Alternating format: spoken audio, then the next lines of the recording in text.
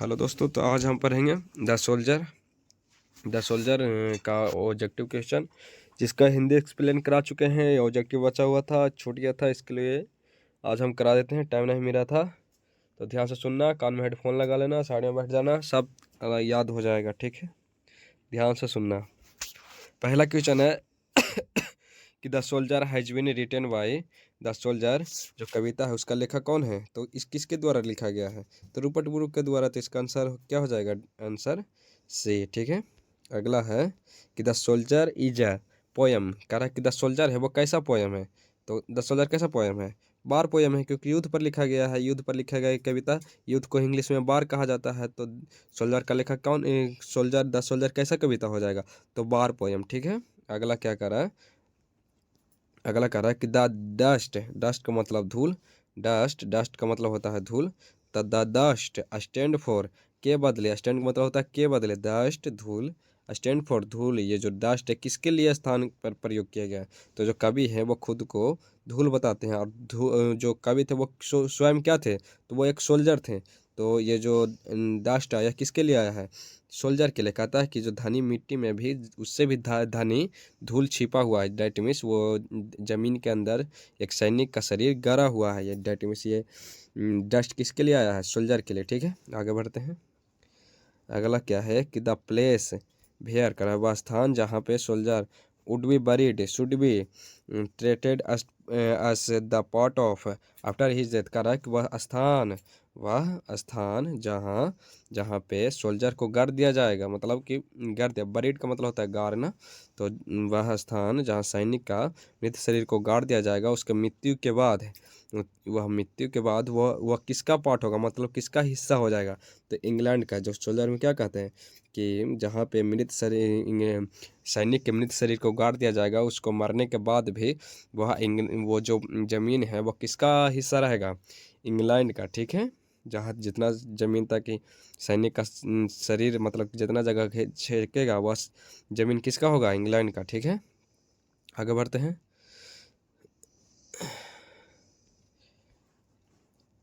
Rupert Brooke speak in the guise of an soldier. कह रहा है, देखो, इन द गीज ऑफ का मतलब होता है के प्रशंसा में। इन द गीज ऑफ का मतलब होता है के प्रशंसा में। कह रहे हैं कि किसके प्रशंसा में, मतलब कि ये रूपर्ट ब्रूक के पोयम लिखे, मतलब किसका प्रशंसा करते हैं? तो ये इंग्लैंड का थे, तो कहाँ का प्रशंसा करेंगे? एक सोल्जर भी थे, तो अपना देश का प्रशंसा करेंगे। डैट मीन्स इंग्लैंड का प्रशंसा किए हैं। द गीज ऑफ का मतलब, इन द गीज ऑफ का मतलब होता है के प्रशंसा में। ठीक है, आगे बढ़ते हैं। The soldier of the poem, the soldier is कह रहा है कि the speaker of the poem, speaker मतलब जो वक्ता है इस कविता का, वो वक्ता किस किस किस कविता का वक्ता? तो द सोल्जर कविता का वक्ता वो क्या थे? तो कह रहा है कि क्या वो सोल्जर था, कि क्या वो बिजनेसमैन था, क्या वो यूरोपियन था, क्या वो फ्रेंच था? तो क्या बताए थे कि वो जो रूपर्ट ब्रूक थे वो स्वयं एक सोल्जर थे। ठीक है, वो क्या थे? वह एक स्वयं सोल्जर थे। आगे बढ़ते हैं। अगला है कि द स्पीकर ऑफ द, ये तो रिपीट हो गया है, अगला बढ़ता हूँ। The poem is a sonnet. का रहा है कि किस तरह थी, कौन सा जो कविता है वो सोनेट है? तो क्या बताए थे कि द सोल्जर एक क्या है? एक सोनेट है। सोनेट किसे कहा जाता है? तो बताए थे कि सोनेट कहा जाता है चतुष्पदी कविता, चतुर्थपदी कविता। ठीक है, चतुर्थपदी कविता को क्या कहा जाता है? सोनेट, जिसमें 14 लाइन होता है। 14 लाइन को सोनेट कहा जाता है। 14 लाइन की कविताओं को क्या कहा जाता है? सोनेट, जिसमें पहला होता है 8 लाइन, जिसको ऑक्टेव कहा जाता है। ऑक्टेव। और लास्ट 6 लाइन को क्या कहा जाता है? सेस्टेव। याद रखना, पहला 8 लाइन को ऑक्टेव, 8 लाइन को ऑक्टेव, या 6 लाइन को सेस्टेव, 6 लाइन को सेस्टेव। अब पूरा जो 14 लाइन रहता है उसको बोला जाता है सोनेट। ठीक है, तो आगे बढ़ते हैं। कह रहा है कि Rupert Brooke was born in, मतलब कह रहा है कि रूपर्ट ब्रूक का जन्म कब हुआ था? तो क्या बताए थे कि रूपर्ट ब्रूक का जन्म कब हुआ था? 1887 ईस्वी को। 1887 ईस्वी को। आगे बढ़ते हैं कि the speaker in note affair, affair का मतलब भयभीत होना होता है। ठीक है, अफेयर का मतलब होता है भयभीत होना, भयभीत होना। तो क्या चीज़ से वो भयभीत नहीं थे? तो देखो स्पीकर जो मतलब द सोल्जर का स्पीकर है, तो द सोल्जर का स्पीकर कौन है? रूपर्ट ब्रूक वो एक सैनिक थे।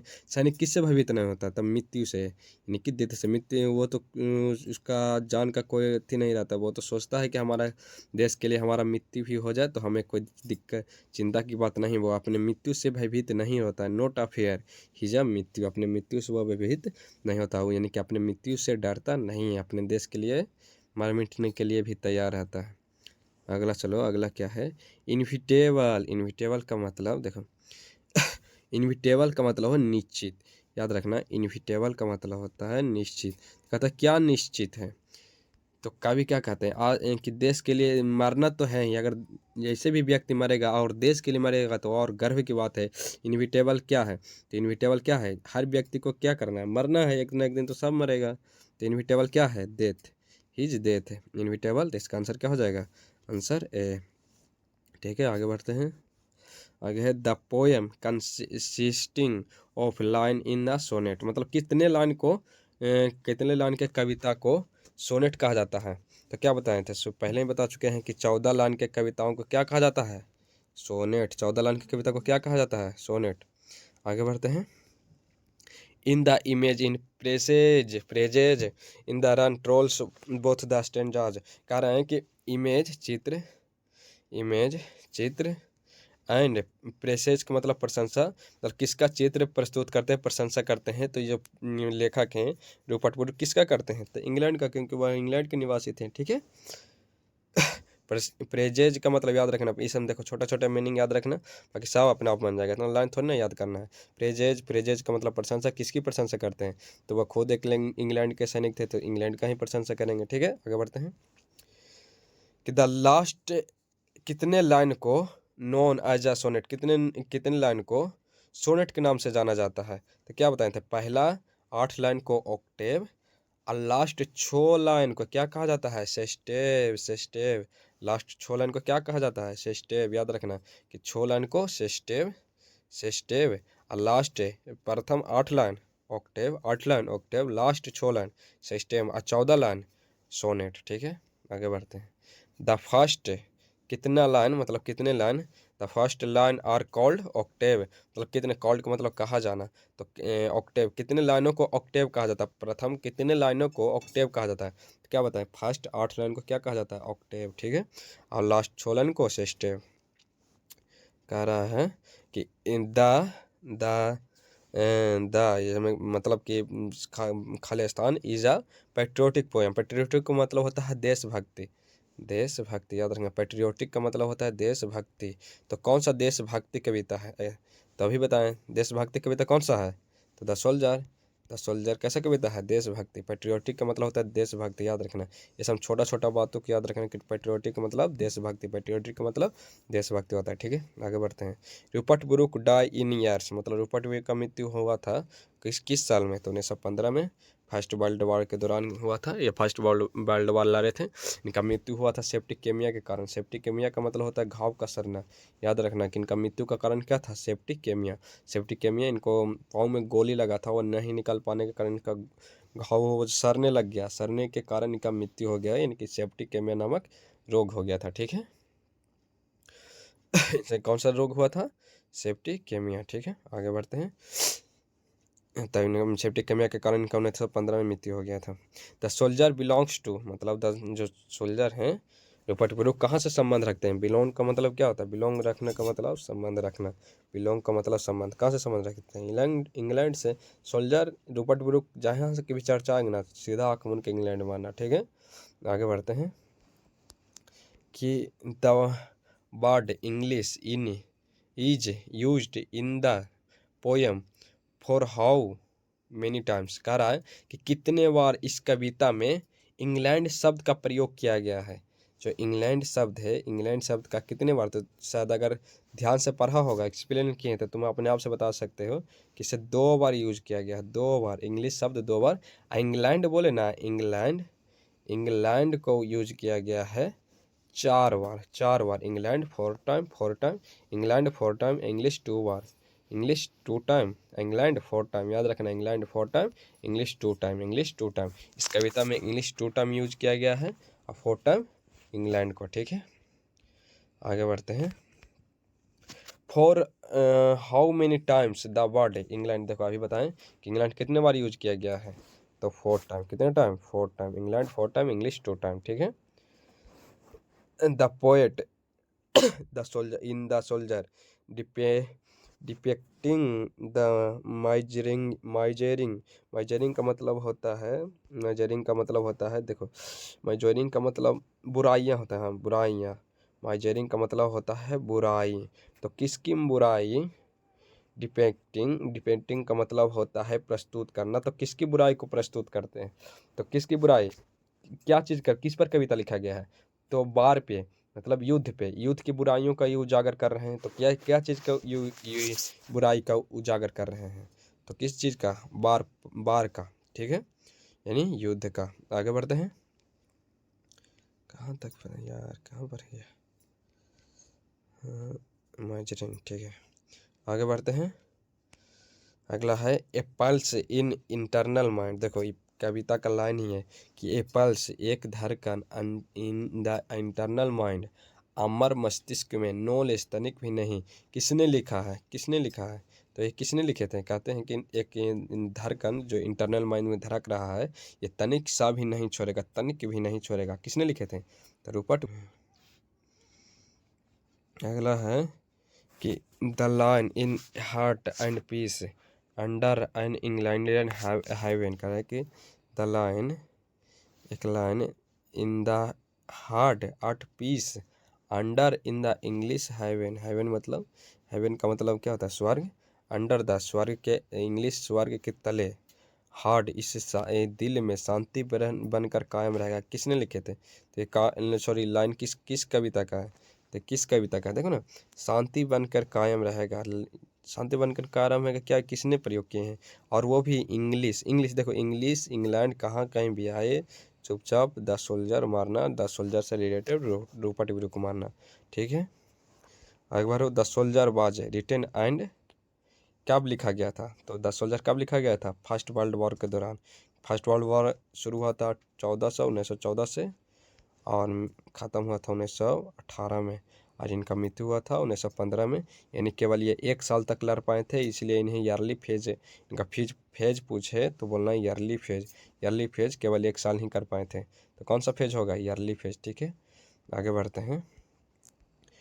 मोस्ट ऑफ ब्रुक्स का, तो मोस्ट मतलब सामान्यता, ब्रुक्स यानी Rupert Brooke, poetry are about, मतलब इसका, इनका कविता रहते थे के बारे में। अबाउट का मतलब होता है, वेट का मतलब होता है के बारे में, के बारे में। मतलब कि ब्रुक्स यानी रूपर्ट ब्रुक की कविताएं सामान्यता, मोस्ट सामान्यता होता था किसके बारे में? तो पैट्रियोटिक, यानी पैट्रियोटिक का मतलब बताए थे क्या जी? देशभक्ति के बारे में, देशभक्ति के बारे में, पेट्रियोटिज्म के बारे में होता था कि ज़्यादातर, क्योंकि वह स्वयं सैनिक था। सैनिक के दिल में तो हमेशा देश का ही बारे में चलेगा। अगला है क्वेश्चन नंबर 24 कि टाइम कितना हुआ अभी? बाप रे बाप, 12 बजने वाला है। देखो अगला है, अरे यार इसे कैसे हो जाता है? द पोएट कंसीडर, जो पोएट, ये जो कविता के जो कवि हैं, वो समझते थे स्वयं को रिचर, एक धनी, क्या चीज़, अपने आप को धनी क्या चीज़ समझते थे? इंग्लैंड का एक धनी क्या चीज़ समझते थे? क्या बताए थे? धूल। वो स्वयं को इंग्लैंड का सबसे धनी धूल समझते थे, धूल, डस्ट, ठीक है। अगला चलो कि देखो ये थोड़ा सा याद करने वाला चीज़ है, इसमें याद कर लेना कि कह रहा है कि brooks inspired patriotism in the phase of the first world war. तो कौन सा फेज? देखो जैसे ही फेज पूछे आँख मूनो और ईयरली फेज मारो, ठीक है। फेज, ईयरली फेज, कौन सा फेज? Yearly phase. कौन सा फेज? Yearly phase. केवल एक ही साल प्रचार कर पाए थे, तो इंस्पायर लोगों को केवल एक ही साल इंस्पायर कर पाए, मतलब कि जागरूक कर पाए लड़ने के लिए, तो वो केवल एक ही साल, क्योंकि 1 साल के बाद इनका मृत्यु हो गया था। अगला क्वेश्चन क्या है कि देखो द टर्म कंसीडर, कंसीडर का मतलब होता है छुपाना, हिडन का मतलब भी छुपाना होता है। कंसीडर का मतलब भी छुपाना होता है, हिडन का मतलब भी छुपाना होता है। तो स्टैंड का मतलब के बदले, तो कंसीडर किसके बदले आया था? तो हिडन के बदले। हिडन का मतलब छुपाना, क्या कहते हैं कि कंसीडर द मतलब कि धनी डस्ट कंसीडर है मतलब छुपा हुआ है वो धनी अमीर में, सॉरी धनी ज़मीन में। ठीक है, तो छिपाना का मतलब, कंसीडर का मतलब ही छिपाना, हिडन का मतलब छिपाना।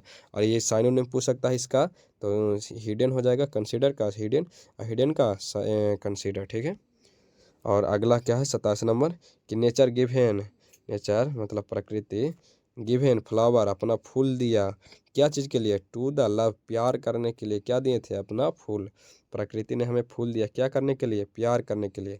Who said brooks the most handsome, handsome, handsome, और क्वेश्चन आगे भी है हैंडसम, देखो क्वेश्चन नंबर 25 है कि ब्रुक्स इंस्पायरिंग, यहाँ पे यार who said Brooks, who said किसने कहा था कि Brooks, Brooks is the most handsome youngs man, कहा था किसने कहा था, ऑफ इंग्लैंड, किसने कहा था कि इंग्लैंड का सबसे यंगेस्ट नौजवान और सुंदर जो मतलब सुंदर व्यक्ति कौन है, तो रूपर्ट ब्रुक, ऐसा किसने बोला था, तो WB येट्स ने, याद रखना WB येट्स ने, WB येट्स ने, रूपर्ट ब्रुक सबसे खूबसूरत व्यक्ति इंग्लैंड का है, ऐसा किसने बोला था, WB येट्स ने, WB येट्स ने, WB येट्स ने।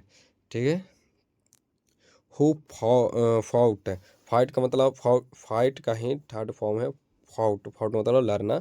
हु फाउट किसने लड़ा था, किसने लड़ा था, who fought the first world war, प्रथम विश्व युद्ध किसने लड़ा था, तो वो किसने लड़े थे, सोल्जर, युद्ध कौन लड़ेगा, सोल्जर, और सोल्जर कौन थे, रूपर्ट ब्रुक, तो रूपर्ट ब्रुक ने ही फर्स्ट वर्ल्ड वॉर लड़ा था केवल एक साल अपने देश के लिए, और वो शहीद भी हो गए थे। Rupert Brooke die due to septicaemia, कह रहा है कि रूपर्ट ब्रुक का मृत्यु हो गया था, रूपर्ट ब्रुक मर गए थे सेप्टिकेमिया के कारण, ऑन अप्रैल, 23 अप्रैल 1915 को याद रखना, ये ना याद रखे तो कम से कम ये याद रखना कि 1915 में मृत्यु हुआ था।